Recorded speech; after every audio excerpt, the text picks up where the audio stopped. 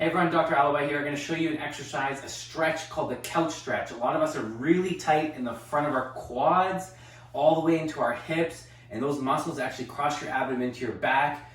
Big cause of problems for a lot of lower back pain, hip and knee problems, even foot problems as well. So if we can attack the core, the pelvis, the foundation, and get that lengthened out, we'll see a big change in how you're feeling, how you're performing too. You're going to start on your knees. I'm going to use a towel because it involves your knee being on the ground. So if your knees are a little tricky and it doesn't like compression, you can put the knee or the towel up against the wall. And the knee, the closer that your knee is to the wall, the more of a stretch that you're going to get. If you don't want as much tension on there, you can bring your knee closer towards you, and you're going to bring opposite leg forward. So I'm stretching my right leg.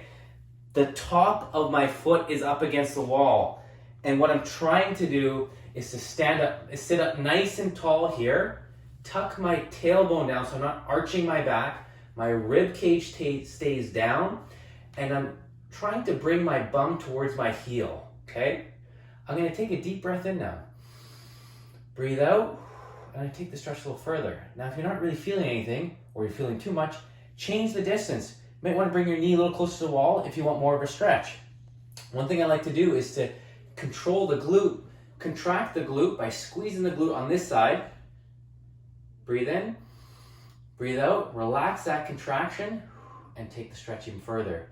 What we're trying to do is to teach this glute, this big muscle, to turn on more regularly by releasing the tightness in the front of your hip. You're gonna hold that for 90 seconds on each side. And one thing I find really helpful is actually just switching it so we're not stretching more of the quad, but now we're actually getting to the deep inside capsule, the ball and socket of the hip joint. And you're gonna actually lean forward and change the bend in the knee. And if you need to put your hands on the ground to support you, you can. Just don't collapse all the way. You're nice and strong through here. And now I'm emphasizing the front of the hip. And I'm gonna contract the glute on this side. Contract, breathe in, breathe out, and I'm gonna take the stretch even further. Challenge yourself. Like you should feel a little bit of a burn, like 4 out of 10. Contract the glute again, breathe out, take the stretch even further. And you're gonna notice how even this leg's getting a stretch with the knee being so elevated through here.